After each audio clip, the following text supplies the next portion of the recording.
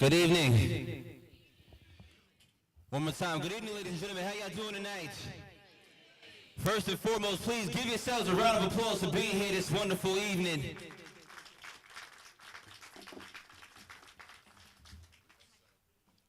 I just want to say it's a blessing to be able to get so many wonderful people together for such a cause that means so much and touches so many hearts.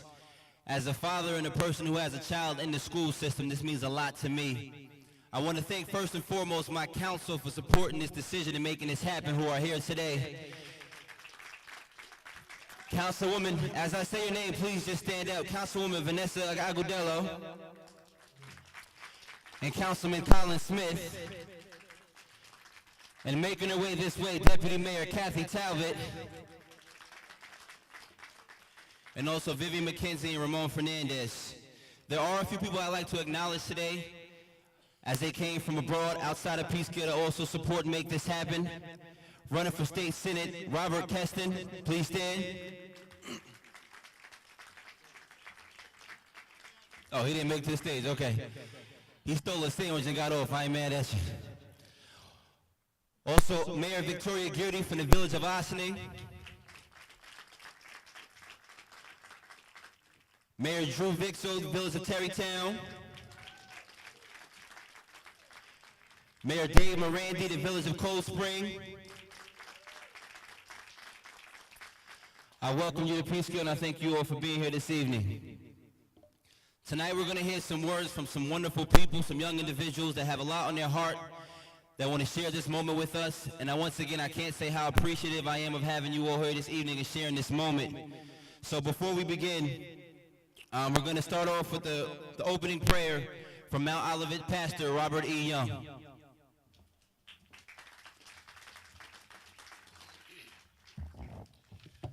May we bow and pray.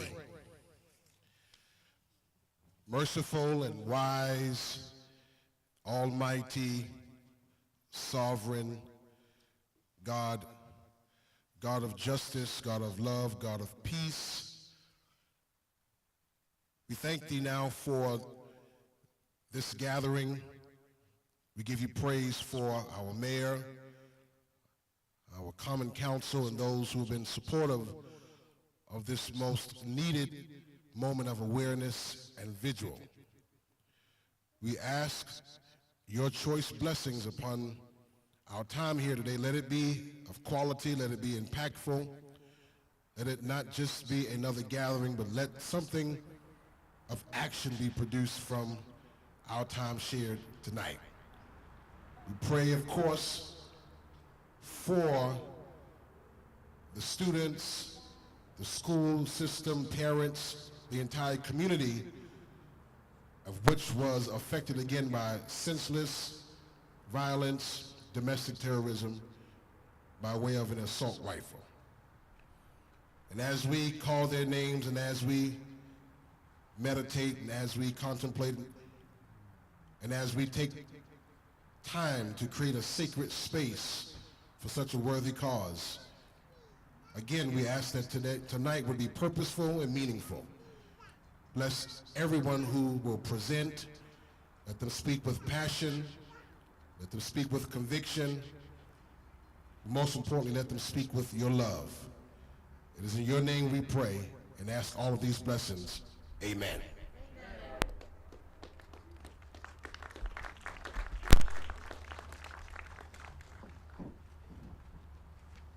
So next I'd like to call a dear friend of mine to the stage.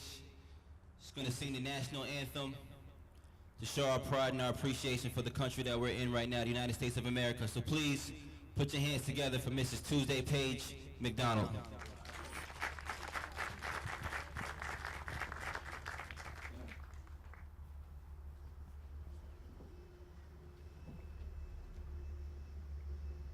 Thank you, Mayor, for this opportunity. Please join me this evening in singing the national anthem. Oh, say, can you see by the dawn's early light what so proudly we hailed at the twilight's last fast gleaming, whose broad stripes and bright stars through the perilous fight. Oh, the ramparts we watched were so gallantly streaming, and the rockets red glare, the bombs bursting in air, gave proof through the night that our flag was still there. Oh, say does that star-spangled banner yet wave? Oh, the land of the free and the home of the brave.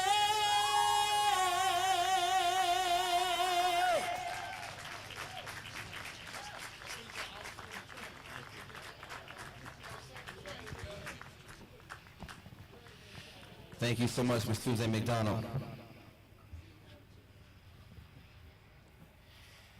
At this time, it's very important that we acknowledge one another. Please just look at somebody next to you and give them a hug and tell them thank you for being here.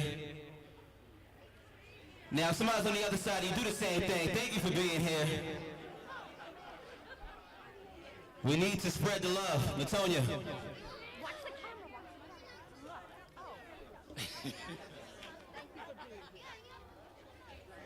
It feels good to spread the love, which is what's needed right now. Latonya, make your way right up this way. At this time, I'd like to thank the Village of Osling's mayor, Ms. Victoria Geary, just to come up and say a few words. Please put your hands together for Ms. Victoria Geary. Thank you. Woo, let's go down about a foot. Thank you, Mayor Rainey. I'm grateful for the opportunity to be here with all of you tonight. You know, most people are not extremists, yet it grows increasingly difficult for us to hear each other. And if we are unwilling to acknowledge views and life experiences different from our own, that they also have merit, then how can we find a path to someplace better than where we are today? For generations now, the NRA has grown stronger and stronger.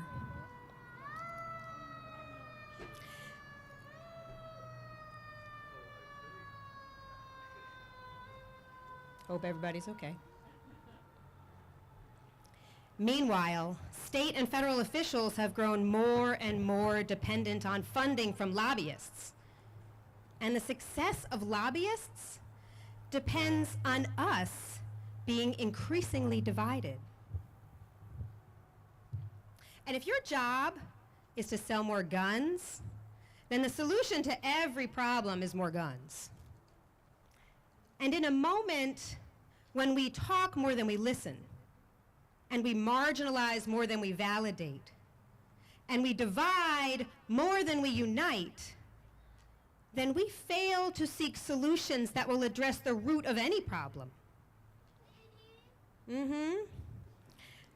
So instead, we may attempt, instead of finding the root of the problem, we may attempt to protect ourselves by building barriers to a threat and throw up our hands, believing, for example, that America will just never have fewer guns.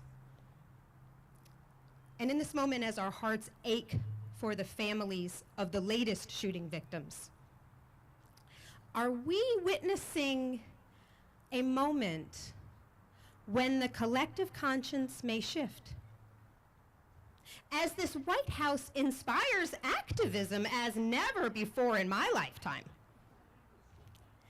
will the Florida teens be the final straw that our nation needs? Will the collective wisdom shift to a narrative that says what we need is less guns and, yes, more regulations?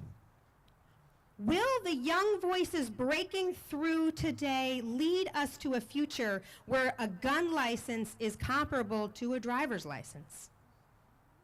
My God, I hope so.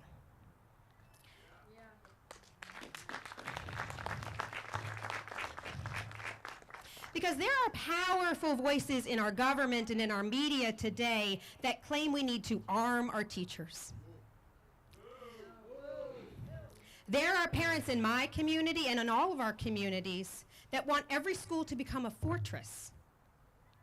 And putting aside for a moment whether bulletproof glass and guns in the classroom are the best way to spend educational dollars, just put that aside for a moment. School buildings are not the only place I want my children to be safe. I want my sons to be safe on the soccer field and at the mall and at a summer concert in the park on the waterfront.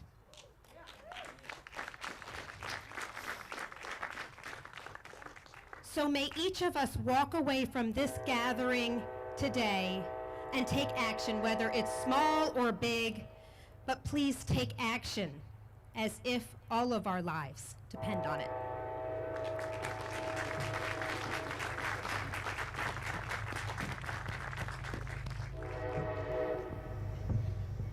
Let the train go by.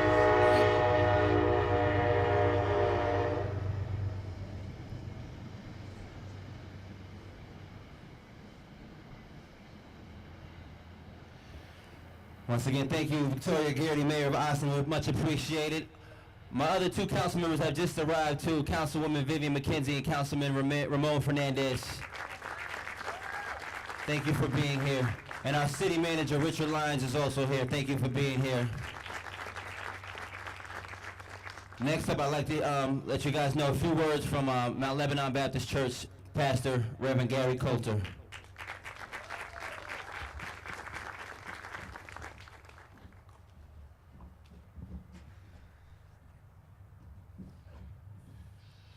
To the great mayor of this city and to all of these government officials and awesome mayors behind me, and to all the clergy that's around me, and to the great city, Peekskill, New York.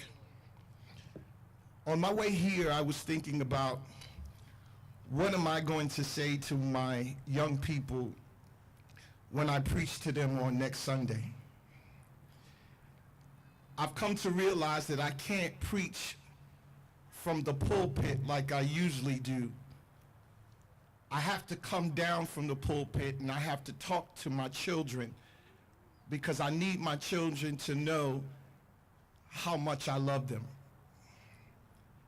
I need them to know that even though they go through things at home and they go through things in their lives, I need them to really see my face and look me in the eye and know that I truly care about them. I realize that my Sunday mornings can't be the same Sunday mornings that I usually have.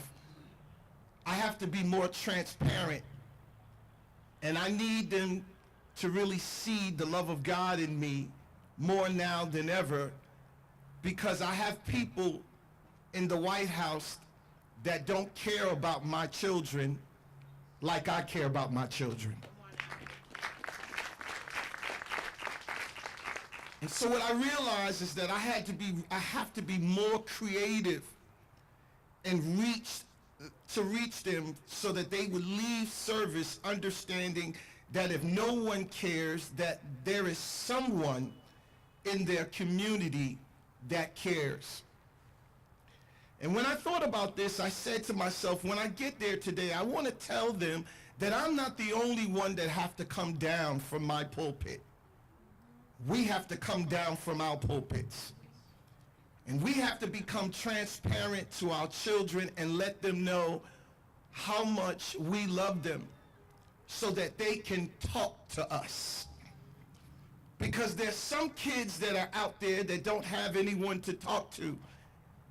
And maybe you're the only one that may cross their path, that they can hear a kind word from so they can express how they really feel about themselves and about life. And just maybe through that conversation, in their anger, they won't pick up a gun and try to express themselves by killing someone else, because they passed by you and me, and we said something that encouraged them. I realize in this day and time, I cannot just depend on my government. I realize that the church in my community has to do something.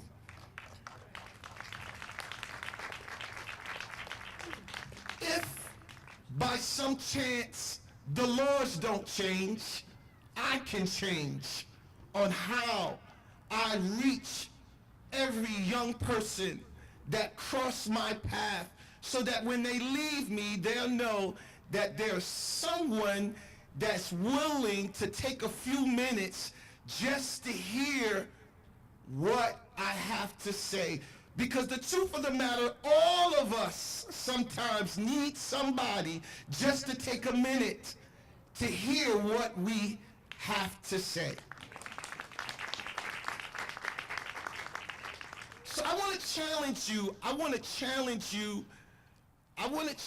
you to come down off of your pulpit like me, and to become transparent and let these young children know that we love them. And in spite of where you came from, in spite of what you have, in spite of how well you do in school or don't do in school, we want them to leave us knowing that we care about them. And you do not have to express yourself in anger by taking another person's life. But there is another way we can express ourselves: through love.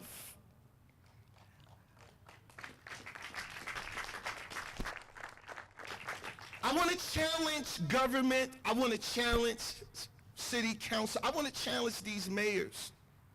Let's come down for a minute and let's take some time to allow our children the opportunity to see the real us. That all of us are going through something, but we have found ways to deal with our anger. And even though sometimes things happen in government that makes us mad, we don't pick up guns to kill people because of what they do. What we do is that we as people come together. We as people come together, embrace each other, and let each other know that even though we go through storms of life, we can make it through together.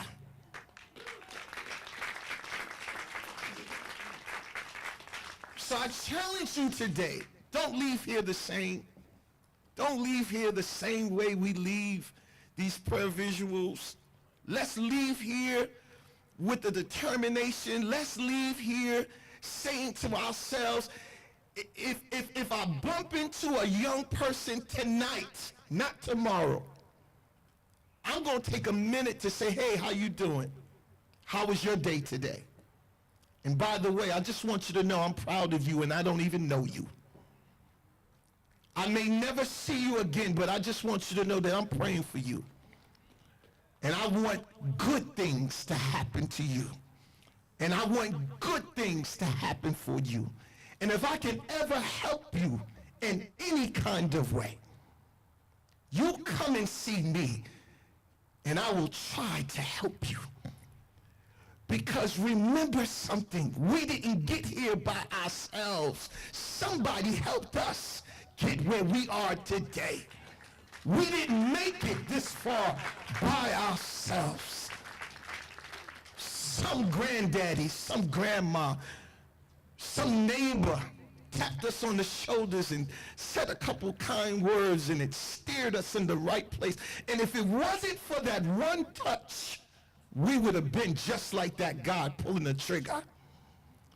But it was that touch, it was that kind word that caused us to make it where we are today. So I challenge you today, come down with me from my pulpit and let's talk. Amen. God bless you.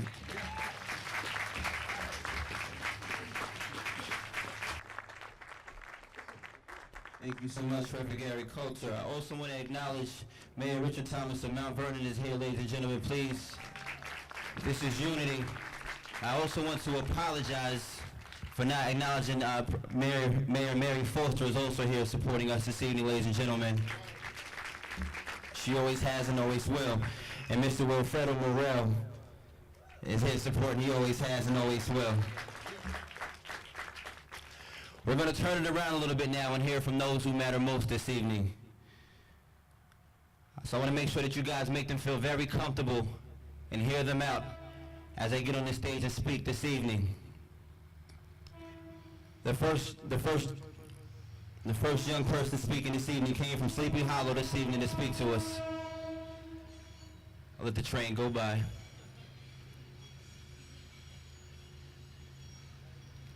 So please make her feel real welcome. Give her a warm round of applause for Miss Kira Glad, ladies and gentlemen. Clap your hands for Miss Kira Glad.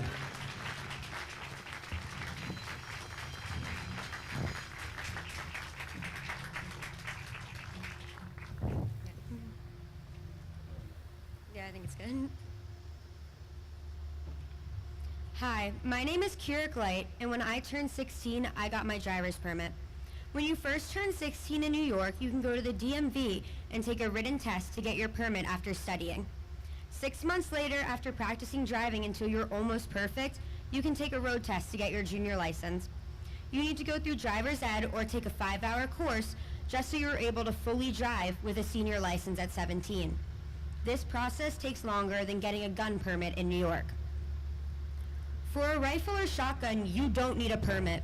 A handgun does require a permit, but it only takes up to 3 to 6 months to get one. You need to show proof of citizenship, proof of residence, mental health history, arrest, why you want it, and interviews are possible. Yet you don't need any practice or lessons for a license. Gun license should be harder to acquire. Stronger background checks, lessons on shooting, and classes about safety should be mandatory. I personally don't feel all guns should be taken away. You can own a gun, yet better regulation should be required during the licensing process. A gun for your own protection or a job should be allowed, but there is no way that a full military-style assault weapon or weapon of mass destruction should be legal for any non-military personnel.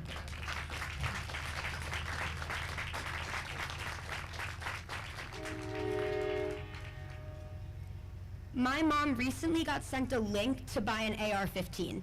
She was horrified. This shouldn't be possible. This is a weapon of war.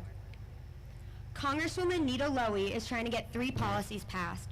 Universal background checks, a required check for almost all firearm transactions, a ban on suspected terrorists on the no-fly list from buying guns without notification to authorities, and a ban on military-style assault weapons.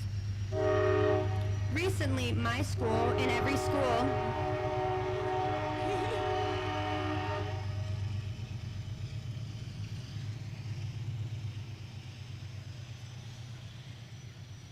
Recently, my school and every school around my district went under a lock-in where no one could leave and no one could enter unless they were a student or teacher. A student walked into my school with their hood on and was quickly asked to take it off, just because people weren't able to see their face. The ability to not see the student's face shouldn't be an issue.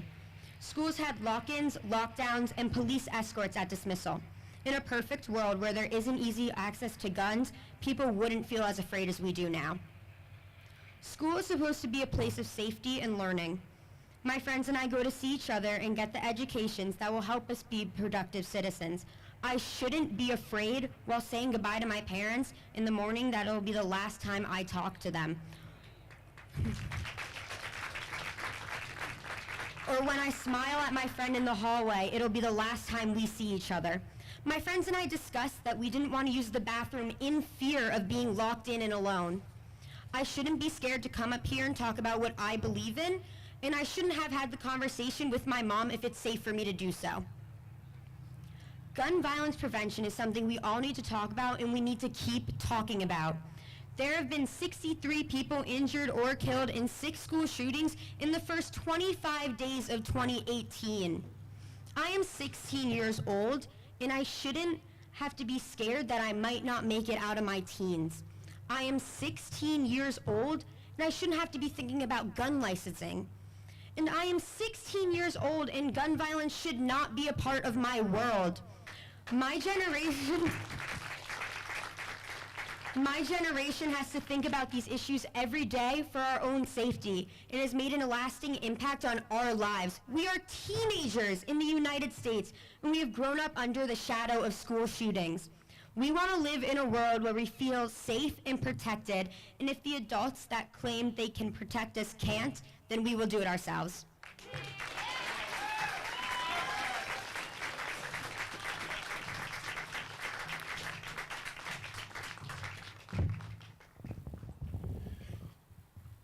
One more time for Miss Carey, please, one more time.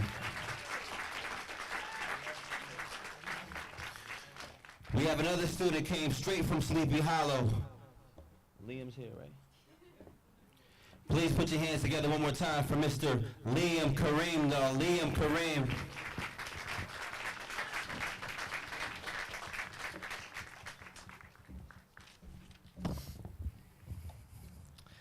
Hi. I'd like to begin by taking another moment of silence for the victims of the shooting.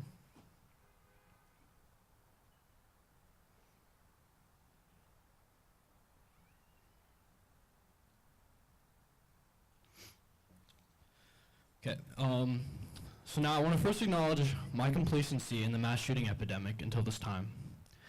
Since I was a little kid, these acts of horrific violence have become a normal part of life, and until this incident, I hadn't really taken the time to process what this normalization reflects about our culture and the problems that cause this continued loss of life. Now that I'm a bit older and a bit more aware of the goings-ons outside of my bubble of school and my social life, the carnage that has occurred and scarred a generation of kids finally seems very, very real. I noticed myself looking twice at someone I didn't recognize in the halls. I noticed myself turning my head when I walked alone in the halls, and I felt a deep connection to the stories of the kids unsure if their friends are alive as they try to survive themselves in a school filled with terror and gunshots. This, quite frankly, is unacceptable. We can't even begin to call America the greatest nation on earth while its students, anywhere from elementary school to college, have fear in their hearts while trying to balance life and school and hopefully growing into contributing members of society. From Columbine to Parkland, mass shootings have been a regular occurrence in our country for close to 2 decades. Whether occurring at a high school in Colorado or a country concert in Las Vegas, they're countrywide, and they affect everybody. So why is it that it took so many disgusting and horrific acts for everyone to finally say enough is enough? Whether you're a Republican or Democrat, I think everyone agrees that this shooting and the death of 17 young adults is the final straw that broke the camel of complacency's back. Yet still, despite this unifying agreement, the politicians in our country are unwilling to put partisanship and money aside and come to some sort of solution. So of course this leaves the job to the affected generation. Millennials and Generation Z have up to now have been trained by the media to give each massacre a small amount of attention and then move on. Now we're old enough to realize how the past decades have seen opportunity after opportunity pass by without any change in legislation or any real discussions happening. And no, the video games that we play and the music that we listen to are not the reasons for the violence people our age are committing. If anything, it's the other way around, and the violence in our media is reflective of the violent culture that generation after generation has passed down as an American tradition.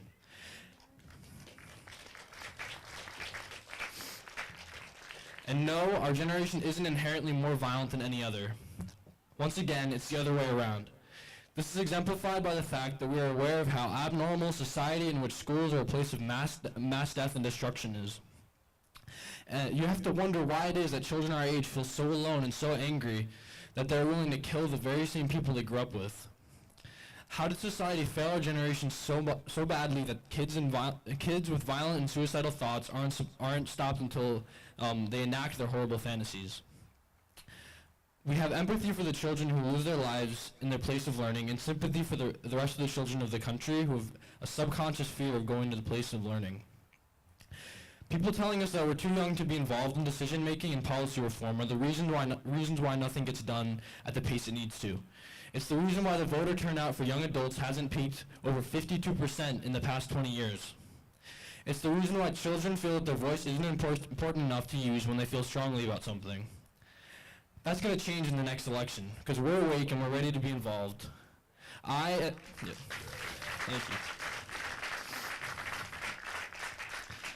you.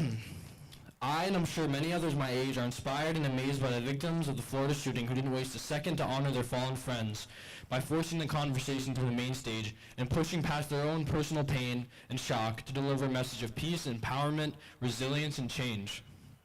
The true problems we're facing today are manifold.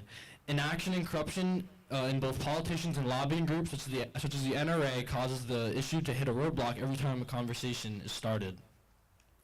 A lobbying group that advocates for more killing machines to be put in the hands of our citizens and doesn't acknowledge its involvement in this epidemic is not one that I or want any politicians to be involved with or receive economic support from.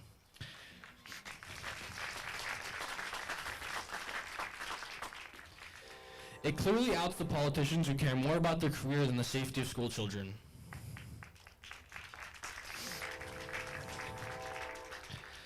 Another problem plaguing us as a nation is many people's ignorance and inability to realize that the Second Amendment was written at a time when first we had just been through a mass uprising against the government and we were paranoid of the possibility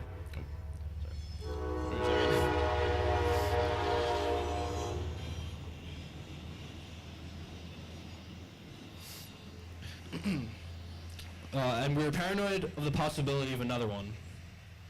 And two, the idea that a gun could fire at the rate of an AR-15 and other assault rifles was a thing of fantasy. Times have changed, weapons have changed, and it's time our legislation regarding them does too. There is a difference between a handgun and an AR-15. This was proven by the coroner of the victims from Parkland, who from years of experience with gunshot wounds could easily see that a low-velocity handgun wound did far less damage than that of an AR-15, which was made for the sole purpose of killing. I don't think many people are advocating for the confiscating of all guns from law-abiding gun owners. But that being said, no law-abiding citizen needs an AR-15, since it has been stated by the creator of the gun himself that its sole purpose is to execute as many people as possible in wartime situations. And for the people who want to keep their assault rifles because it's a fun toy to use at the shooting range, I ask you this.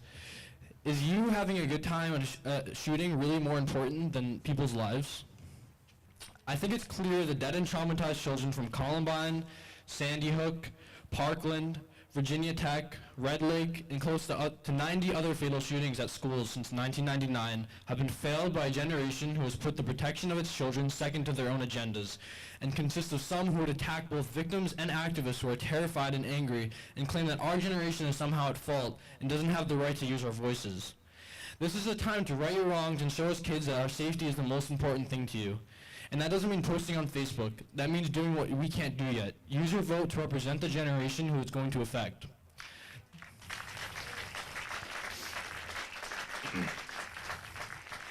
This year, vote for people who share your concern for our safety. Make sure that the next generation of kids isn't affected by mass shootings. Let us be the final generation plagued by death at such a young age. Thank you all for coming, and thank you for Mayor Fitzgerald for inviting me and my friends to speak today.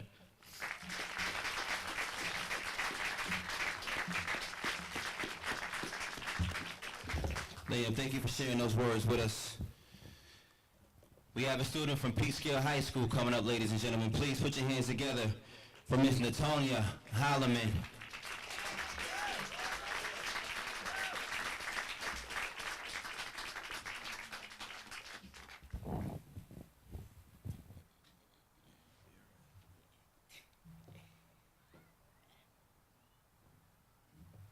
Good evening. All right. In light of recent events, we gather here today to light up the country with our most heartfelt and compassionate condolences for our brothers and sisters in Florida. But let us not forget all those incidences that have occurred long before this most recent tragedy. Are we shocked? Not at all. Hurt and tired? Most definitely. This vigil here today is one that should have never happened because the event that led to it should not have happened to begin with. We have endured and stood by to watch too many tragedies occur all over the country for far more than a decade to have let this happen. We have held countless vigils for countless different tragedies, but the problem lies when we think we have done all we can just by having a vigil or having protests. We have to do more. Yes, it is beautiful to have vigils and protests for topics and events we are passionate about, but just by doing that only shows that we care. But getting active would show that we more than care, but that we are in fact concerned and in many cases scared. Although it wasn't any of our schools in this district, in all actuality, all schools in America are under one umbrella, not one that provides shade, but one that provides education, safety, and most importantly, a family-orientated environment. Now, we can't just have anyone showing up to our family functions, can we? All right. All right, I did something different. I decided to get quotes from people that work and attend my school. Okay, so these are all the security guard quotes. People feel like it won't happen to them until it happens to them. It's a mental thing. It doesn't matter the community or the income level of the community. Congress needs to do more about gun control laws so that there are less safety precautions implemented that will make schools feel like prisons. Schools should not feel like prisons. Civilians should not be given access to assault weapons and shall be reserved for the military only. Students and faculty should pay attention to loners and people openly being bullied. Staff should get to know students on a personal level. The issue went unaddressed for far too long. Everyone ignored all the signs. The person selling firearms should be held accountable just as well as the shooter. These are some of the student comments. Teachers shouldn't have guns because in the long run they'll probably end up harming some of the students before any intruder. Mental health needs to be a focus, and they need to acknowledge the triggers for these shooters. Not all school shootings are publicized. If it were an all-black school or low-income community, there would not be this much focus on the event. We need to stop making criminals victims instead of the people who were harmed. Children will forever be traumatized, scared to do daily tasks such as walk past cars or go to the park. These are some of the teacher comments. We live in scary times. It's hard to imagine it could happen at schools, the main place where students and teachers should feel safe. I hope student activism will finally make a difference. Kids are taking responsibility. Hopefully teachers and other adults will follow suit. Continue to use experiences to learn and grow. This event will remind people of safety and importance of following rules. I'm willing to risk my life for every student. We live in a world full of evil, but we have to remember the good outweighs the bad. This is a quote from our principal. I was devastated that the innocent children and adults lost their lives to another shooting. I wish it creates attention to lawmakers to address the long-standing issues. This is a quote from a parent. I pray over my child and every child in this school district every day because you never know when or if it could happen in our very own community. We should never get into comfort mode when violence is just one mentally unstable individual with the ability to legally secure a weapon away from devastation in any community. To conclude, although unfortunate, we just have to look to events such as this one to come together as a community, not just Westchester or New York, but the entire nation. Too often we as humans focus on the minute matters of the world and make them monumental and wait for tragedies to come along and humble us. Personally, I am saddened by this occurrence, but I am not shocked because as sad as it is, young adults as myself and all school-age children are becoming immune to tragedies such as this because it is becoming the norm in our everyday world.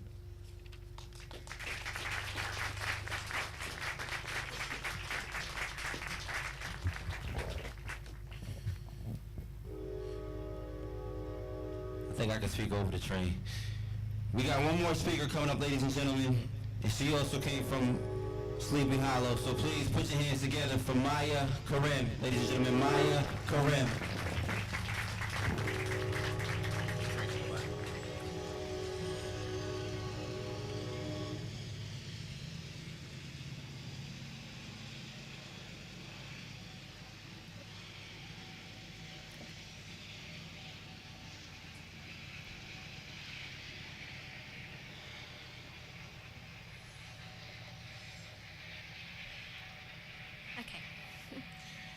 Hello, my name is Maya Kareem. I am a student at Sleepy Hollow High School, and I am one of the many affected by the shooting at Marjorie Stoneman Douglas High School on Wednesday, February 14th. This tragic event has risen fear in students, teachers, and parents alike. No parent wants to send their child to school with any doubt that they will return. No student wants to witness the death of her friend. No student wants to be a victim. No teacher wants to have to be a hero. The issues surrounding this event have proven to be very controversial, especially over the last 2 weeks. These basic facts, however, are not controversial. Most people can understand these basic truths, but many don't know how to go about fixing the problems that many public schools in America are faced with. As we know, there has been a lot of conversation around what we can do to prevent this ugly trend from continuing in the future, and many of the students who attended the school have been lobbying actively to press legislative measures to protect students around the country. This most recent shooting was a tipping point for many of us students. A whole movement has been born. We will not stop until change has been made. Many students in my generation are raising their voices. Not only has American youth stepped up with actions and words, but many of us will be of voting age by the time the next presidential election comes.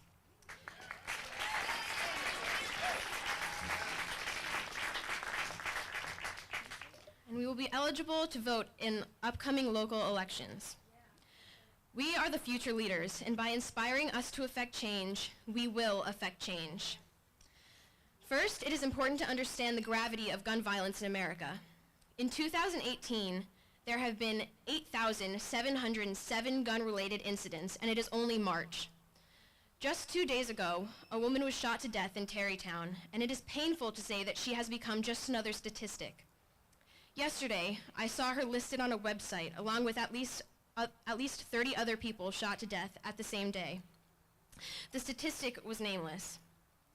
Why have we accepted this as normal? Our school was on lockout all day Tuesday, meaning no students could leave, and only students and teachers could enter. This was the first time that I realized that I could personally be affected by the issue. People argue that owning a gun is a right, not a privilege. This has been a very debated topic, especially since the tragedy. Students and teachers should be safe in a school environment. That is a right, not a privilege.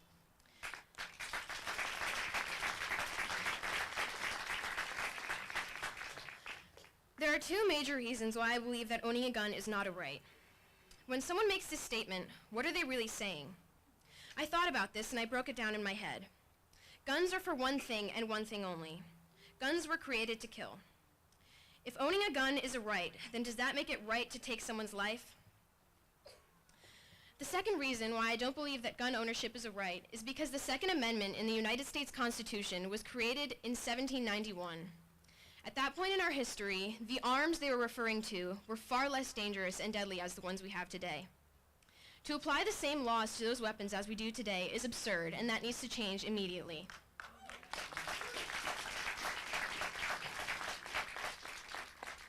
Owning a gun is not a right. It's a privilege. We will make our gun control laws stricter until hearing about someone dead from a bullet is no longer normal. I realize that these issues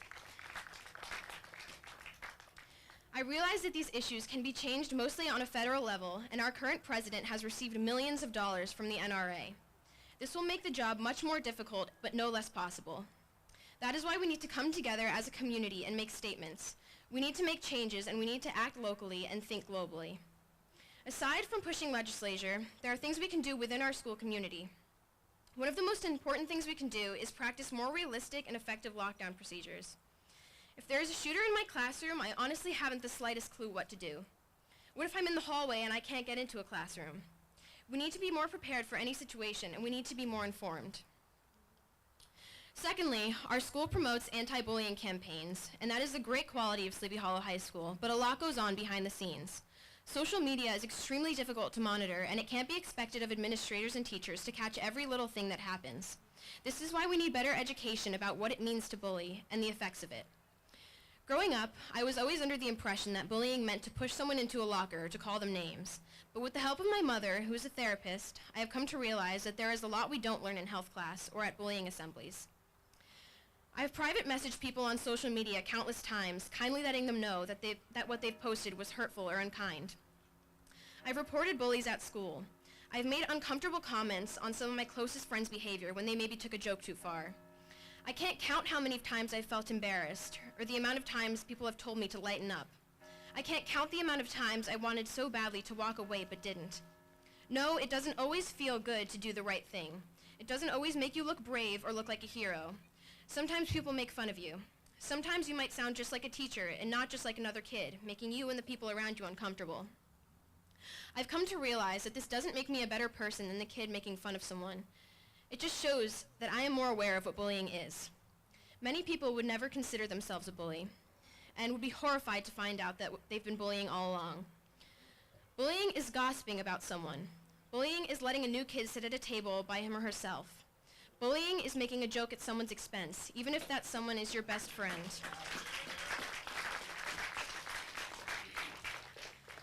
Bullying is making a plan with the whole group and purposefully leaving out one person.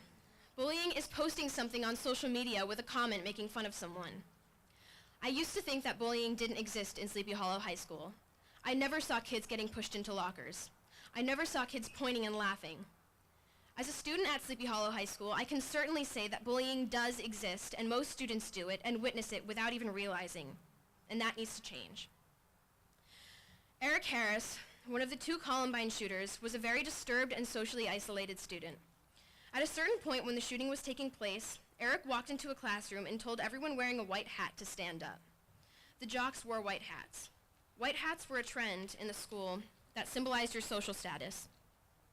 Eric felt isolated, and he blamed his actions on the social hierarchy of Columbine High School, the white hats.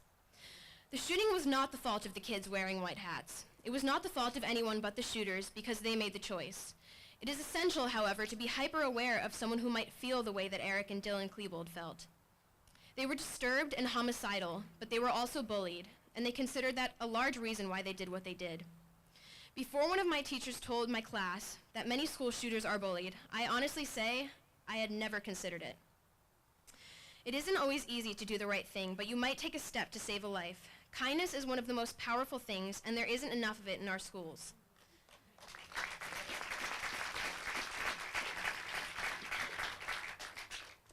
A solution I found for our schools is to let students lead assemblies about bullying, or to help students understand what bullying really is and the effects it can really have.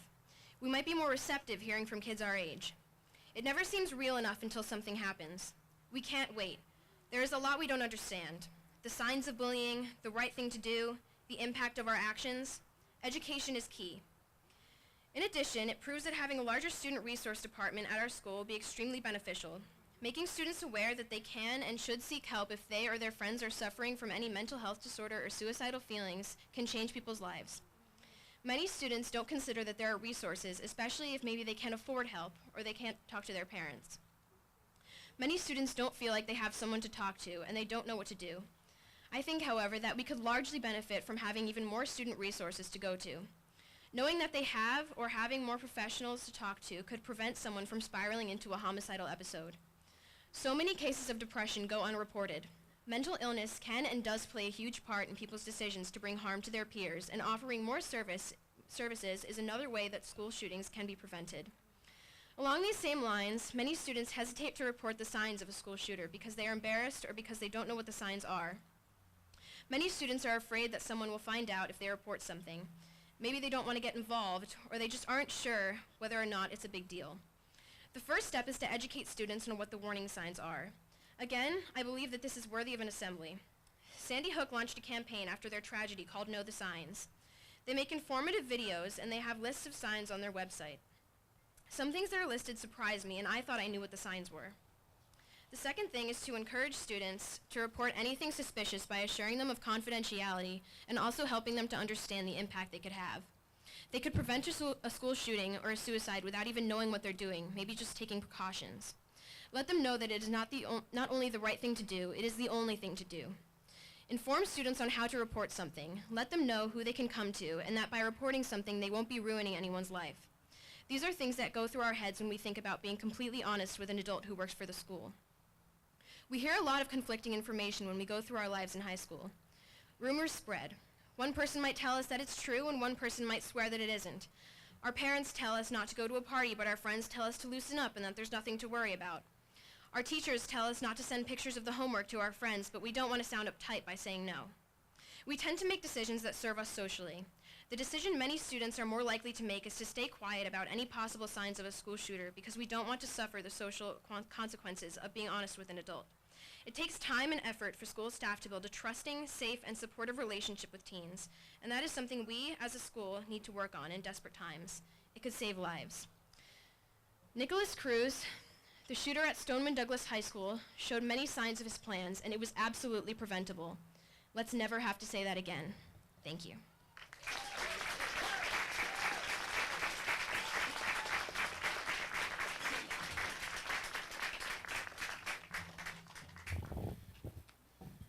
Thank you once again, Maya. Much appreciated. Give them all a round of applause, ladies and gentlemen, please. I'm not going to say much tonight, but I will say if this is what our future looks like, y'all, we got a good future ahead of us. These are our next mayors and senators, city managers, council people. So thank you. At this time, I'm going to say if you have a candle, please prepare to light it. If you don't, we have a few up here. We're going to have Reverend Jan Newley come up and say a few closing words and a closing prayer to end this evening. But at this time, if you do have a candle, please light it. If you don't, just come grab one from here, and I'll be happy to light one for you. Everybody on stage, I have a lighter right over here. I'll be sure to light it. So please put your hands together one time for our Reverend Jan Newley, ladies and gentlemen. Thank you.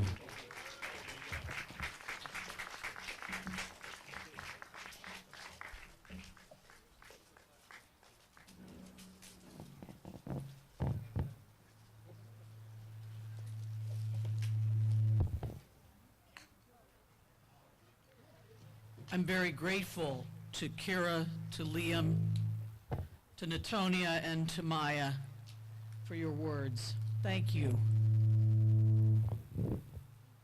Thank you so much. There have been something like 40 school shootings since the one at Columbine High School in 1999. An entire generation of American children has grown up with active shooter drills and lockdowns in response to the very real threat of someone, quite possibly a fellow pupil, hunting them down in cold blood in the halls of their school. For my generation, Cold War duck and cover drills were scary, but thank God the nukes never came for us. For our children and grandchildren, the drills are not an abstraction. They're being called the mass shooting generation. What in the world are we thinking? There is absolutely no reason whatsoever that we as a society should not treat firearms of all kinds with, at the very least, the same level of care and caution that we apply to vehicles with internal combustion engines. Am I right? We require both written and practical testing to receive a license. We require registering with the state, passing regular safety inspections, and being adequately insured. None of this precludes anybody from driving without a license or insurance. None of it prevents injury or death from auto accidents, but I have yet to hear a single person complain that requiring a driver's license or annual inspection of their car violates their constitutional rights or their American freedoms. We all know the difference between properly constituted order and government tyranny, do we not? Between a well-regulated militia and an armed mob, and what in the world are we thinking? 3,000 people died on September 11th, 2001 when 3 commercial airliners were used as weapons of mass destruction. And within hours, the skies above this country were emptied of aircraft. Within days, we had whole new federal agencies devoted to transportation security. We had a regimen of inspections and restrictions and travel prohibitions unprecedented in American history. They were made routine in less than a year. America mobilized for a war on terror at home and abroad, and we have never looked back. 200,000 Americans have been murdered with firearms since that day. That is an average of 12,500 people per year, not including accidents or suicides. It is the equivalent of 67 September 11ths. How is this not terror? Why have we not mobilized against it? What in the world are we thinking?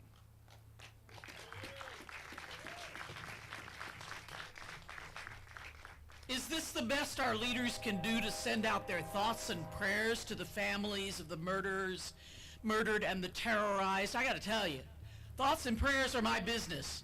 I'm all for them. Send more. But what thoughts can they possibly be thinking at this point?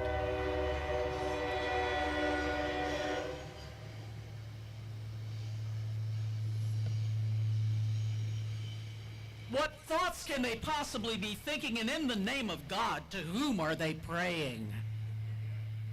In the face of such criminal inaction, what are we doing? Do we really believe as a people that the right to own a weapon that is capable of killing 17 people in 6 minutes is more important than the right to receive an education or visit a public place or worship God with a reasonable expectation of safety? And do we really believe it's more important for a handful of corporations to make billions selling those weapons, or for a handful of legislators to receive millions in campaign contributions so that they can continue to make them so widely available? If that is not passing our nation's children through a hail of gunfire to appease some bloodthirsty God who is other than the one we say we worship, then what is?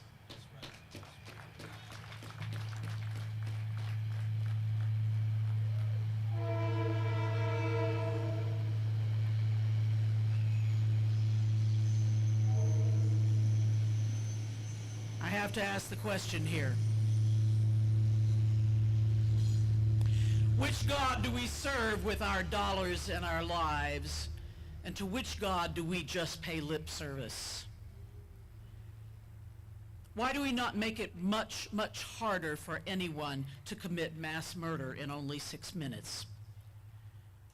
I'm with the woman who wrote on Facebook, let them find another way. Let them try and kill dozens in a matter of minutes with a damn butter knife. Let them hurl stones. Let's force mass murderers to get creative as hell. I'm tired of it being easy for them. This is not about electoral politics. It's not about whether you're on Team Red or Team Blue, okay? It is about the fact that it is time, and it is past time, to turn away from the temptation to look away. The great Jewish moral philosopher Abraham Joshua Heschel wrote that the prophets remind us of the moral state of a people. Few are guilty, but all are responsible. May we give up our indifference and strive to make a difference, here, now, and always.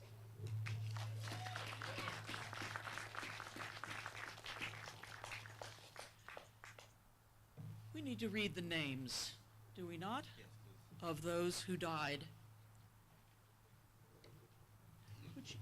Would y'all come forward, the students, please? Would y'all come forward? And just read those names for us. Can you do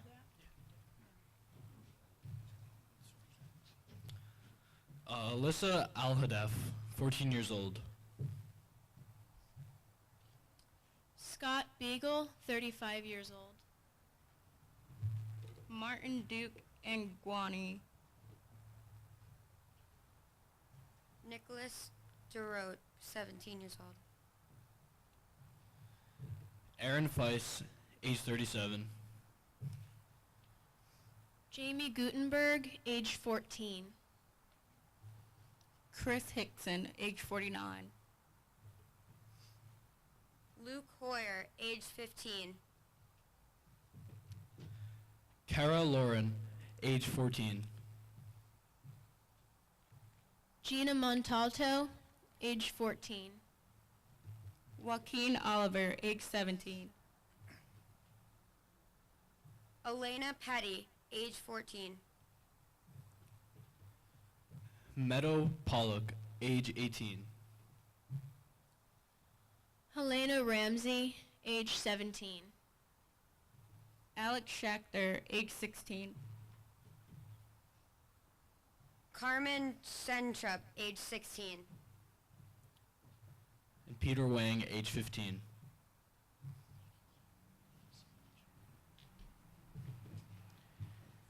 At this time, I'd like for you to join hands, please, everyone, and let us pray, responding to each petition with the words, "Make us instruments of your peace."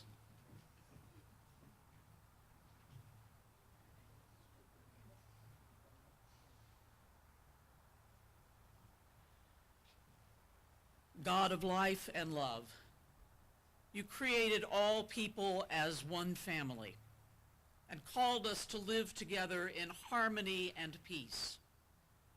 Surround us with your love as we face the challenges and tragedies of gun violence.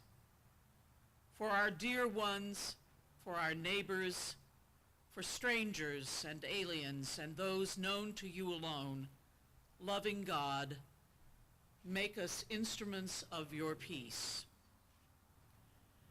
God of righteousness, you have given our leaders power and responsibility to protect us and to uphold our right to life, liberty, and the pursuit of happiness.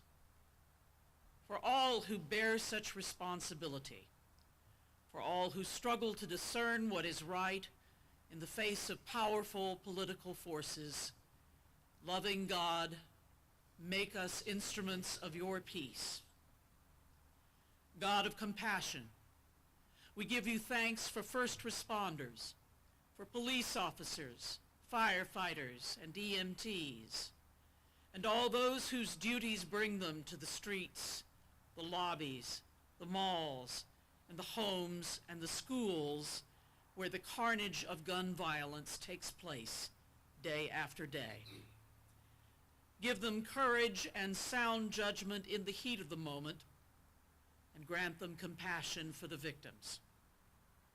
For our brothers and sisters who risk their lives and their serenity as they rush to our aid, loving God, make us instruments of your peace. God of mercy, bind up the wounds of all who suffer from gun violence, those maimed and disfigured, those left alone and grieving, and those who struggle to get through one more day. Bless them with your presence and help them find hope. For all whose lives are forever marked by the scourge of gun violence, loving God, make us instruments of your peace. God who remembers, may we not forget those who have died in the gun violence that we have allowed to become routine. Receive them into your heart. Comfort us with your promise of eternal love and care for all who have died, those who die today and those who will die tomorrow. Loving God, make us instruments of your peace. God of justice, help those who are people of faith to find their voices. Empower us to change this broken world and to protest the needless deaths caused by gun violence. Give us power to rise above our fear that nothing can be done, and grant us the conviction to advocate for change. For your dream of love and harmony, loving God, make us instruments of your peace. All this we pray in the name of the living one, who was and is to come, and may we say, Amen.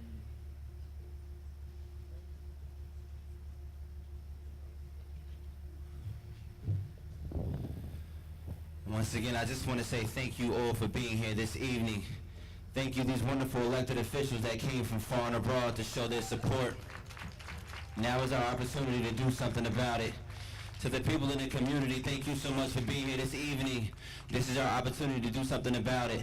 And to the kids, to the children, to the youth, thank you for speaking and giving us something to do. God bless you all. Make sure before you leave, you give somebody a hug. Spread that love in your community. God bless you all and have a great evening. And thank you.